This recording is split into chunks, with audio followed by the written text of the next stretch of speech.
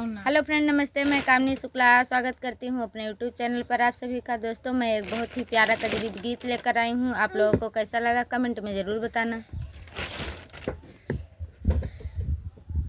नटवर नंद लाल गिरधारी, दई दो चीर हमारी नाई। नटवर नंद लाल गिरधारी, दई दो चीर हमारी नाई। दई दो चीर हमारी नाई। नटवर नंद लाल गिरधारी, दई दो चीर हमारी नाई।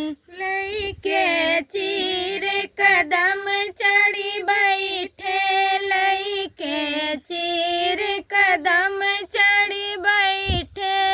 जल में सखियाँ उघारी नाई। जटवर नंद लाल गिरधारी, दई दो